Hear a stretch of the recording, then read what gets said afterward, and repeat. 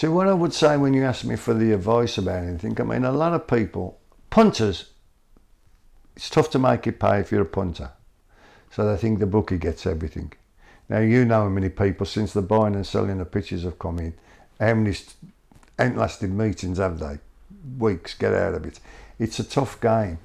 And in general, when you turn up on a race course, if you haven't got it within the first weeks, whatever, you're never going to get it. You know, it's a fast moving game.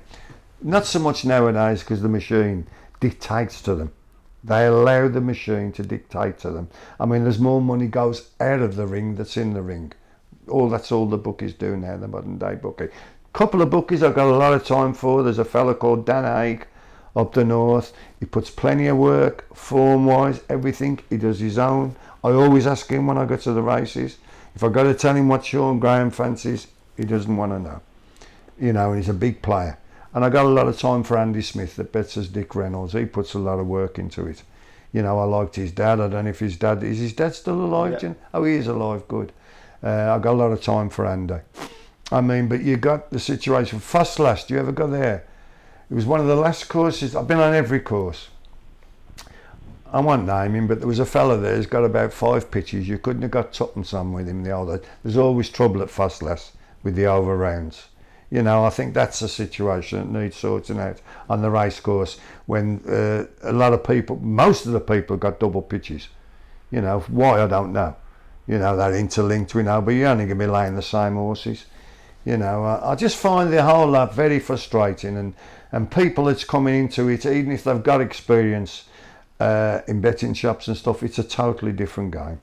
Totally different. It's totally changed. The old days where the people loved me or loathed me, there was plenty of personality. I got a lot about me. Nowadays, they're all dead up to the neck. One of the last times I went racing, Aidan Murphy, that's the father of Ollie Murphy, the trainer. I've seen him grow up since a kid. He's doing well. He's a director at Warwick. He left me a ticket at Warwick last time I went racing a couple of years ago. I've got to be there an hour and a quarter, an hour and a half before the first.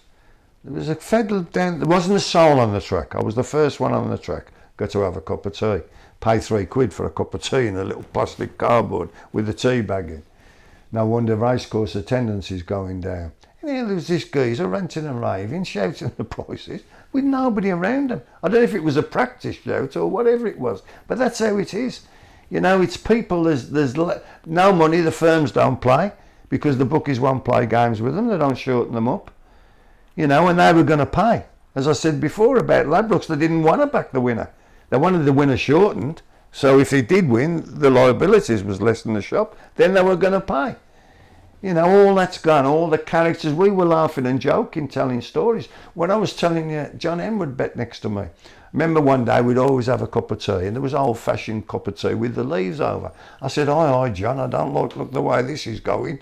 It's got you involved, and it looks like the tea leaves are falling over the side. You're going on the way of getting knocked out. Well, I was all laughing and joking. We was always laughing and joking, always having a spruce up. Bob Jacobs was the original. If they back some up from 5-2 to evens, every bookie on the track would have a long face. You'd all fell. Well, did you go the right way, son? Did you go with it? You know, and they'd all be the long faces. I'll never forget one race, York, years ago. York was a good gaff on the rails. That was all equal pitches. When it was this was before boards on the rails, when I had to get up and rant and rave, shout the prices. There was for the field race, I'd go and have a cup of tea with Jimmy round the back. Anyhow, we come back, 4 down, about 7 or 4, 2 to 1, bolted up. Roy Christie and Paddy Whelan were side by side, long faces. I said, I've just been for a cup of tea there. Did I do the right thing? They had a little laugh. Anyhow, there was a Scottish fella called Jimmy Strachan.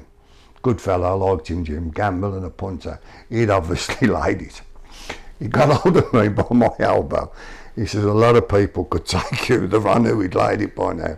He says, a lot of people could take you by the wrong way. I like you, but you can't. I said, Jim, I thought, how do I get out of this? You know. But that was what it was, you know. It was fantastic. Everybody had a laugh and a joke between races. You got up for the last 5 minutes. Nowadays, there's no life. No, I find it sad. In a small word, I find it how the game's gone sad. And ain't getting no better for them, is it? You know. You know, we've got this big deal if they get back to October the 1st. They've got nothing to look forward to. Are they going to take the prices off the bookies, or are they going to produce their own prices? I mean, that's the last throw of the dart. They get media rights payments, you know, 2 or 3 grand, most of them, at the end of the year. It's a big effect for them. I think it's very sad outlook.